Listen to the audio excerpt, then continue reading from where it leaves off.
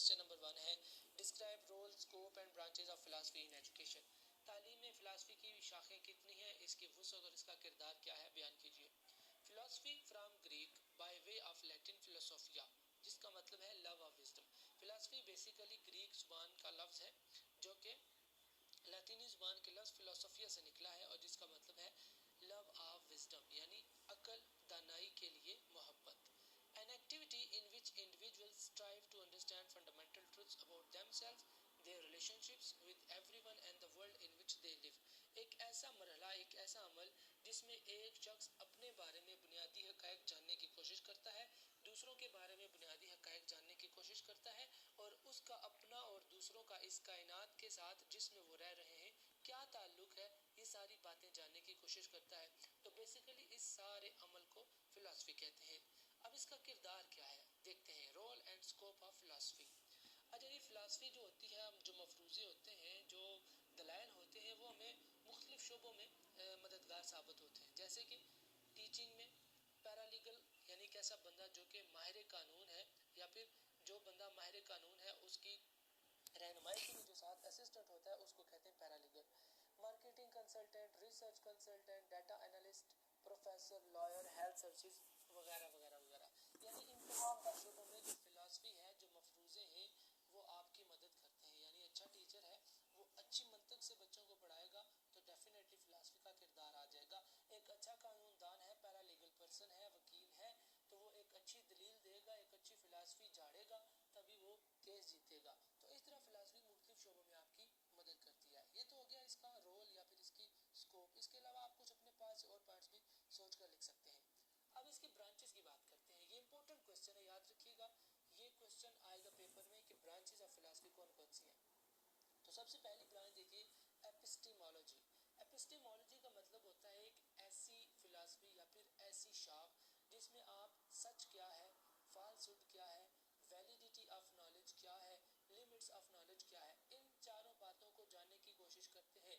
یعنی انسان کیوں بنایا گیا، کائنات کیوں بنائی گئی، دنیا میں کون کون سے حقائق ہیں، کون کون سی ایسی باتیں ہیں جن کو ہم منطق کے تھرو رد کر سکتے ہیں، جو بھی ہمارے پاس نالج آیا ہے اس کی ویلیڈیٹی کیا ہے، یعنی اس کو سچ مانا جا سکتا ہے یا نہیں، یا پھر جو نالج ہمارے سامنے آیا ہے تحقیق کرنے کے بعد اس نالج کی لیمیٹیشنز کیا ہیں. یعنی اگر ہم کہتے ہیں کہ پاکستان میں روزہ صبح 4:32 پر یا 25 پر بند ہو جاتا ہے تو کیا یہی بات ہم انگلینڈ کے لیے، یورپ والوں کے لیے بھی کہہ سکتے ہیں کہ یہی جو سحری کا ٹائم ہے ان لوگوں کے مالک میں بھی ہوگا؟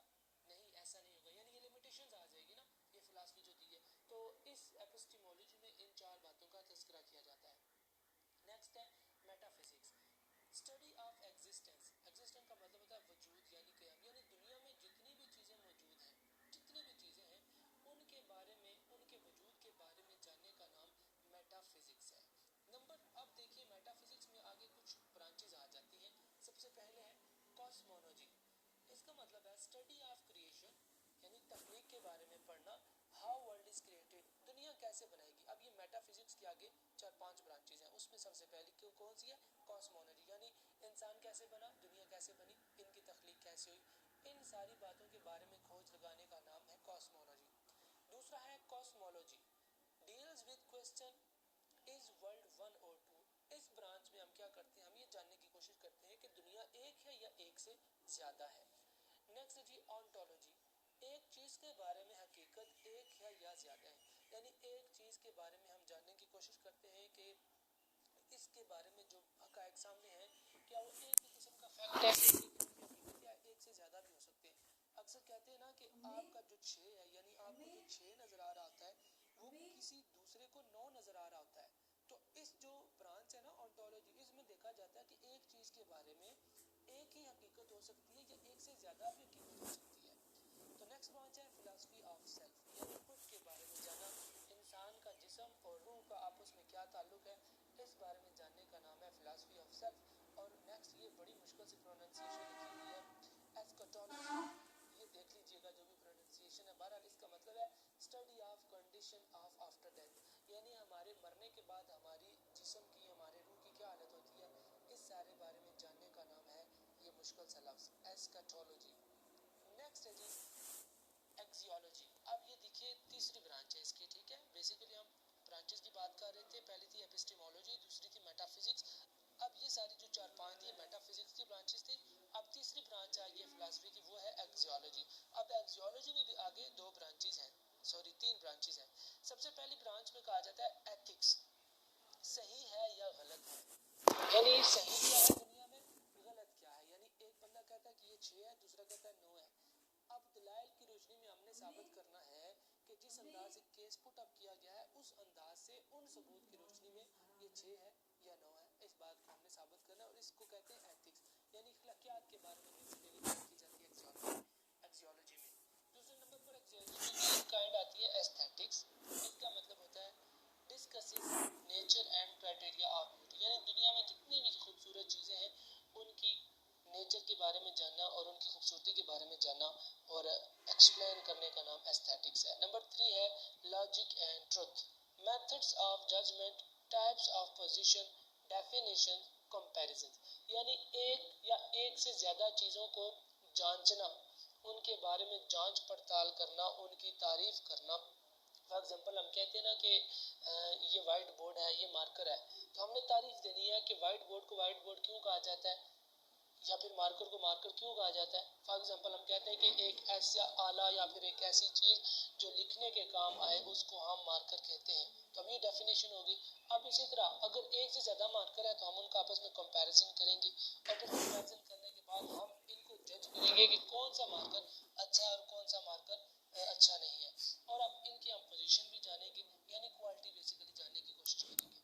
تو نیکسٹ جو برانچ ہے وہ ہے فلاسفی آف سوشل سائنسز, یعنی جتنے بھی سوشل سائنسز کے سبجیکٹ ہیں ان کے بارے میں جانچ پڑتال کرنے کا اور ان میں آنے والے سوالات کا جانچ پڑتال کرنے کا نام ہے فلاسفی آف سوشل سائنسز. اور نیکسٹ ہے semantics, meanings of different words in different languages, یعنی ایک لفظ ایک زبان میں کیا معنی رکھتا ہے اور اسی لفظ کا دوسری زبانوں میں کیا معنی ہے. اب ہم اس لفظ کو نہیں آپس میں کمپیئر کریں گے بلکہ اس لفظ کے جو جتنے معنی ہیں ان کو آپس میں ہم کمپیئر کریں گے. فار ایگزامپل ہم کہتے ہیں کہ انگلش میں کتے کو کہتے ہیں ڈاگ, ٹھیک ہے, اور اردو میں ڈاگ کو کہتے ہیں کتا. اب کتے اور ڈاگ کا آپس میں کمپیریزن کیا جائے گا, یعنی اس اینیمل کا کمپیریزن نہیں کیا جائے گا بلکہ اس اینیمل کا جو نام ہے, جو میننگ ہے, اس کا کمپیریزن کیا جائے گا. تو یہ کچھ برانچز ہیں فلاسفی کی. بڑا امپورٹنٹ کوسچن ہے, اس کو لازمی آپ نے دہرا لینا ہے. اور دوسرا کوسچن دیکھتے ہیں, ایکسپلین جنرل فلاسفیز. اب یہاں پر یہ بات یاد رکھیے گا کہ کچھ ہیں جنرل فلاسفیز جبکہ کچھ یہاں پر آگے آئیں گی فلاسفیز آف لائف. یہ دونوں کوسچن امپورٹنٹ ہے, آپ نے یہاں پر یہ ذہن میں رکھنا ہے کہ یہ نہ ہو کہ آپ نے فلاسفیز آف لائف کو جنرل فلاسفیز میں لکھ دیں اور جو جنرل فلاسفیز ہیں آپ ان کا آنسر یہاں پر جو فلاسفیز دی ہوئی ہیں لائف والی ان میں لکھ دیں. تو یہ ذرا آپ نے توجہ کرنی ہے. اور یہ فلاسفیز بڑی امپورٹنٹ ہے, آئیڈیالزم, ریئلزم, یہ دو ایسے فلاسفیز ہیں کہ ان دونوں میں سے کسی ایک پر آپ کو کوسچن لازمی آئے گا اور آپ نے تفصیلاً جواب لکھنا ہوگا. بہرحال ہم ان چاروں فلاسفیز کو دیکھ لیتے ہیں. سب سے پہلی فلاسفی ہے آئیڈیالزم. اب یہ جو فلاسفی ہے نا یہ ایجوکیشن کے حوالے سے ہے, یعنی کوسچن اس طرح سے ہوگا, explain general philosophies of education یا پھر ان ایجوکیشن, ٹھیک ہے. تو سب سے پہلی فلاسفی ہے idealism. Plato father of idealism, two worlds imaginative and real. اب آئیڈیالزم کا جو سارا کانسیپٹ ہے وہ ان 4-5 باتوں کے گرد گھومتا ہے. یعنی آئیڈیالزم کا جو بانی ہے, جو یہ فلاسفی جس نے دی ہے وہ ہے پلاٹو. پلاٹو بیسیکلی سقراط یعنی سوکریٹس کا استاد تھا, سوکریٹس کا شاگرد تھا اور ارسطوٹل کا استاد تھا. فادر آف آئیڈیالزم, اس کو اس تھیوری کا آئیڈیالزم کا فادر کہا جاتا ہے.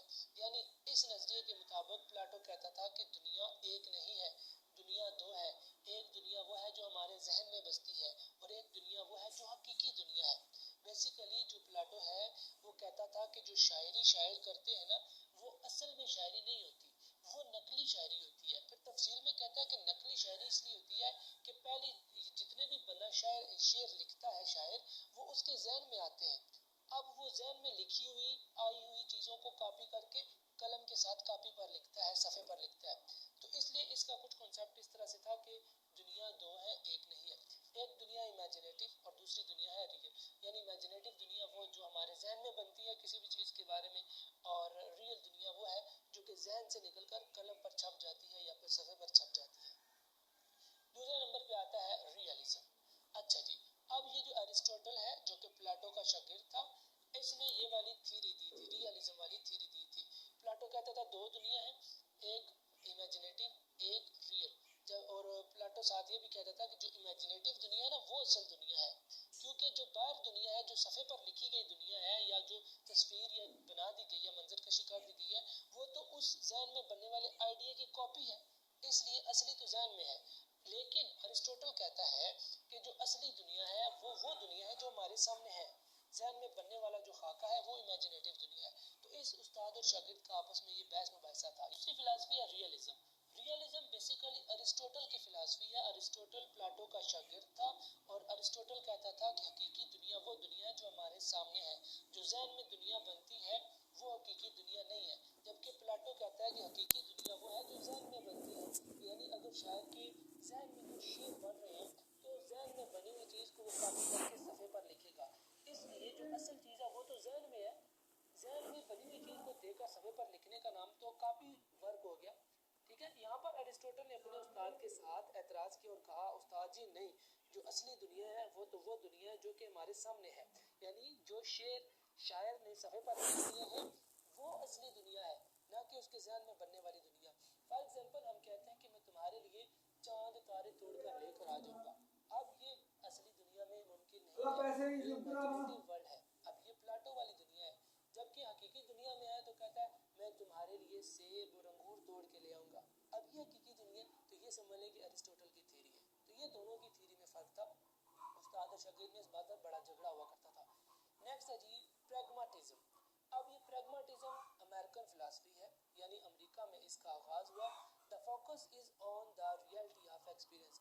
اس فلسفی میں اس بات پر زور دیا گیا کہ حقیقت وہ چیز ہے جس کا ہم تجربہ کرتے ہیں. جب تک ہم تجربہ نہیں کرتے تب تک ہم نہیں کہہ سکتے کہ یہ چیز ہے یا نہیں ہے. فار ایگزامپل ہم کہتے ہیں کہ انگور کھٹے ہیں، انگوروں کو دیکھ کر تو نہیں پتا چلے گا کہ انگور کھٹے ہیں. تو جب تک ہم ان کو ایکسپیرینس نہیں کریں گے، کھائیں گے نہیں، تب تک ہم نہیں بتا سکتے. تو یہ والے لوگ سارے کہتے ہیں کہ جب تک ہم کوئی چیز چیک نہیں کرتے، یعنی ذاتی طور پر تجربہ نہیں کرتے، تب تک ہم کچھ نہیں کہہ سکتے. یعنی ذہن میں بننے والی دنیا کو جب تک ہم ٹچ نہیں کریں گے، چھوئیں گے نہیں، یا حقیقی دنیا کو جب تک ہم چھوئیں گے نہیں یا اس کا تجربہ نہیں کریں گے، تب تک ہم کچھ بھی نہیں کہہ سکتے کہ دنیا حقیقی ہے یا دنیا نقلی ہے یا اصلی ہے. ٹھیک ہے. Unlike the realist and rationalist, pragmatists believe that reality is constantly changing and that we learn best through applying our experiences. اب یہ والے جو بندے پریگماٹسٹ یہ کہتے ہیں کہ جو حقیقی دنیا ہے، جو حقیقت ہے وہ بدلتی رہتی ہے. اکثر کہا جاتا ہے change is the only constant. دنیا میں واحد چیز جو مستقل رہتی ہے، جو کبھی نہیں بدلتی، وہ تبدیلی ہے. ٹھیک ہے. کیونکہ تبدیلی بار بار ہوتی رہتی ہے. اب یہاں پر آگے لکھا ہے جان ڈیوی. نام سے آپ یاد رکھیے گا کہ جان ڈیوی پریگماٹسٹ تھا. وہ یہی یقین رکھتا تھا کہ ہم چیزوں کو تجربہ کریں تبھی ہم سیکھیں گے، تبھی ہم کوئی اچھی فلسفی دے پائیں گے. ایک نیکسٹ کویسچن آئے گا جان ڈیوی کی فلسفی کے بارے میں، تو اس میں آپ یہ پوائنٹ بھی لکھ سکتے ہیں. نیکسٹ پوائنٹ ہے جی ایکسٹینشیلزم. ایکسٹینشیلزم سب سے ذرا مشکل پوائنٹ ہے، اس لیے میں نے اس کو اردو میں لکھ دیا. کہتے ہیں چیزیں پہلے وجود میں آتی ہیں، پھر نظریات بنتے ہیں. دوسروں کے نظریات قبول کرنے کی بجائے اپنی رسپانسبلٹی خود لیں. ٹھیک ہے جی. یہ کہتے ہیں کہ سب سے پہلے جو بھی چیز ہم بناتے ہیں اس کا ایک ذہن میں نقشہ آتا ہے. ٹھیک ہے. اب ہم کسی دوسرے کا پیپر دیکھ کر اس کو اپنے پیپر کے ساتھ کمپیئر نہ کریں اور یہ بھی نہ سمجھیں کہ جو اس کی زندگی میں ہوا ہے وہی ہمارے ساتھ ہوگا، بلکہ ہم نے اپنا پیپر خود سے بنانا ہے، اپنا پیپر خود سے اٹیمپٹ کرنا ہے، اپنے جواب خود لکھنے ہیں، یعنی دوسرے کو کاپی نہیں کرنا. تو یہ کچھ اس طرح کے نظریات ہیں ایکسٹینشیلزم کے. تو دو کویسچن ہمارے کمپلیٹ ہوئے. تیسرا کویسچن دیکھیے ایکسپلین فور فلسفیز آف لائف. یہ بھی امپورٹنٹ کویسچن ہے، پیپر میں آئے گا.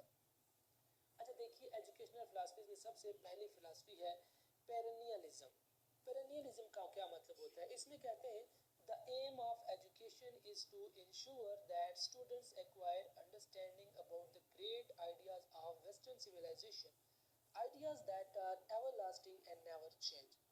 یہ بیسیکلی کہتے ہیں کہ جو ویسٹرن دنیا ہے، جو یورپین ممالک ہیں، ان کی تہذیب و تمدن کو پڑھا جائے تعلیمی میدان میں. یعنی جو بھی پالیسیز گورے بنا رہے ہیں ہمیں گوروں کی پالیسیز کو فالو کرنا چاہیے اگر ہم نے ترقی کرنی ہے. تو یہ کچھ لوگوں کا ماننا ہے. اور یہ کہتے ہیں کہ جو گورے پالیسیاں بناتے ہیں نا وہ ایور لاسٹنگ ہوتی ہے، یعنی 100 سال کے بعد بھی اگر آپ ان کے نقش قدم پر چلتے جائیں گے فلاسفی ہوتی ہے وہ بہت سارے تجربات سے، بہت ساری لیبارٹری سے نکل کر آتی ہے، جبکہ ہمارے جو مفروضے ہوتے ہیں وہ اتنے اتھینٹک نہیں ہوتے.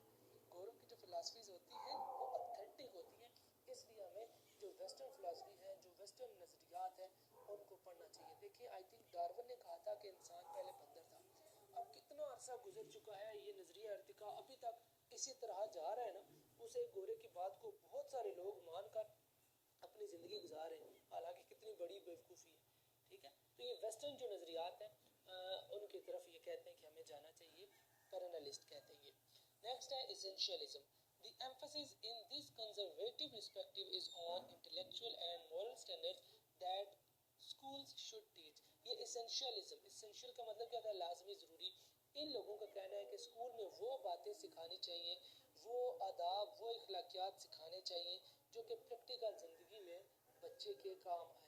یعنی بچے کو وہ عقل، وہ علم آپ دیں کہ جب وہ پریکٹیکل لائف میں جائے تو یعنی اس کو فائدہ ہو، یعنی وہ اس کے کام آئے. فار ایگزامپل ہم کہتے ہیں نا کہ بیٹا بڑوں کو آپ کہنا چاہیے. اب اسکول میں آپ نے سکھانا ہے بچوں کو کہ بیٹا بڑوں کو آپ کہیں. اب وہ جب معاشرے میں جائے گا تو وہ اگر کسی بڑے کو آپ کہے گا تو بچے کی بھی رسپیکٹ ہوگی.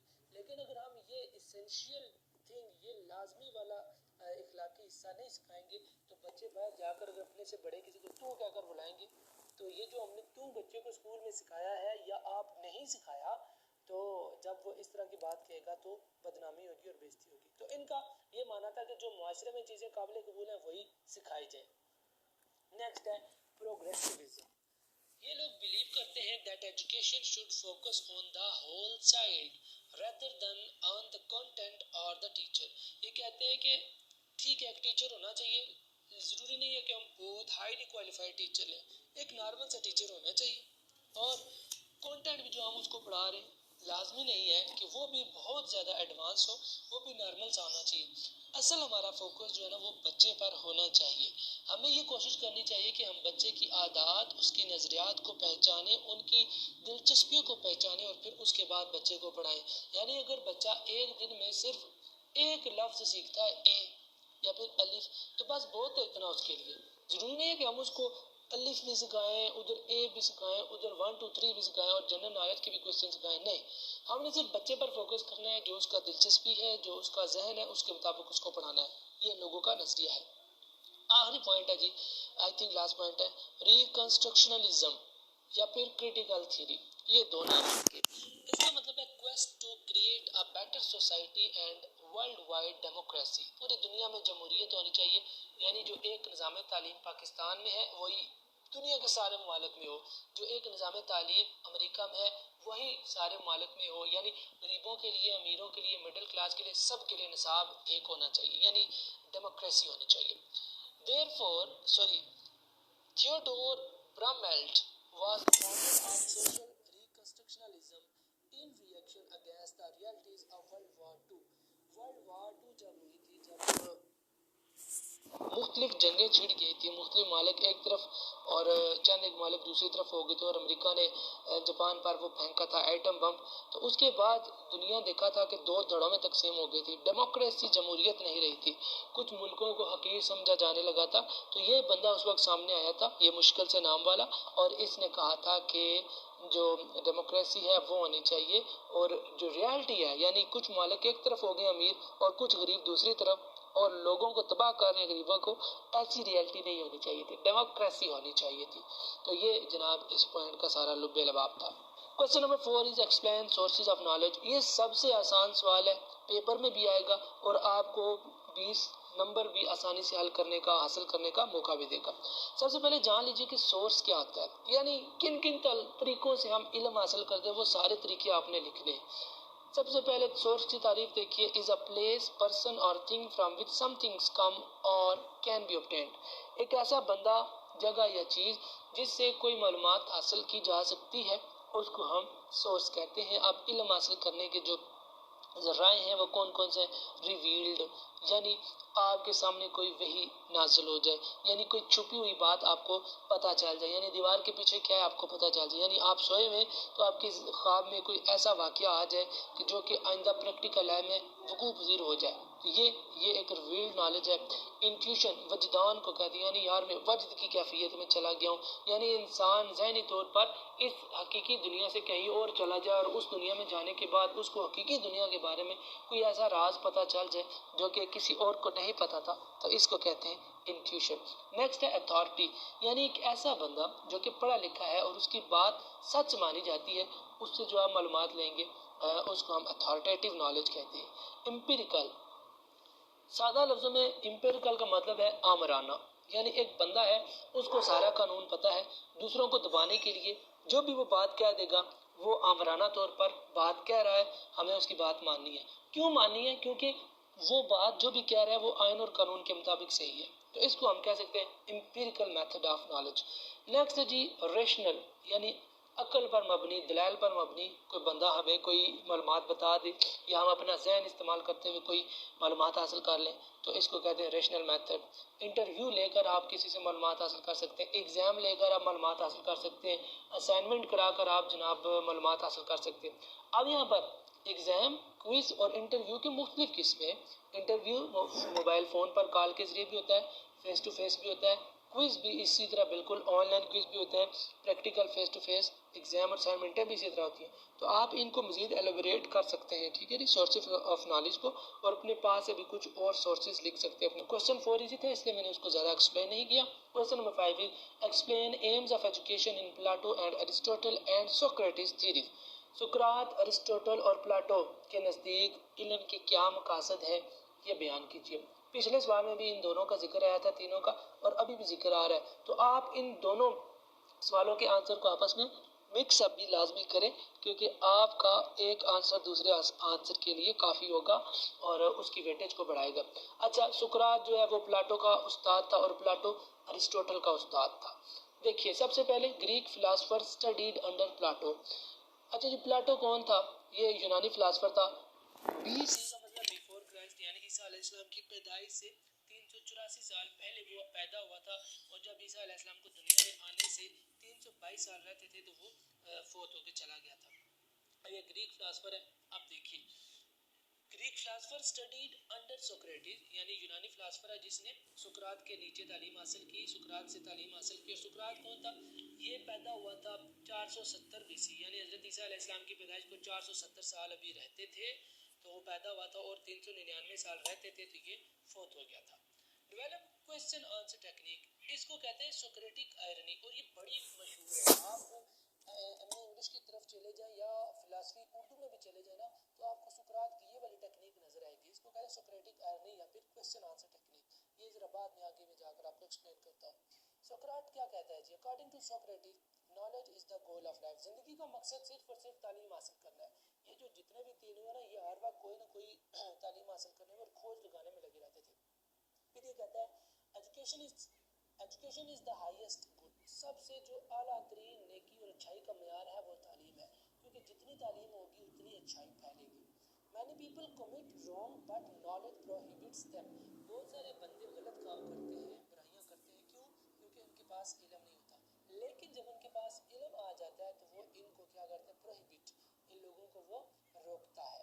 virtue is a bliss، نیکی ایک نعمت ہے. یعنی یہ ساری باتیں کہہ رہا تھا سوکریٹس. اب پلاٹو کے نزدیک ایجوکیشن کا مقصد کیا ہے؟ دیکھیے گا، process of education is never complete. باتیں زیادہ تر سقراط والی ہی ہیں، آپ چاہیں تو مکس اپ کر سکتے ہیں.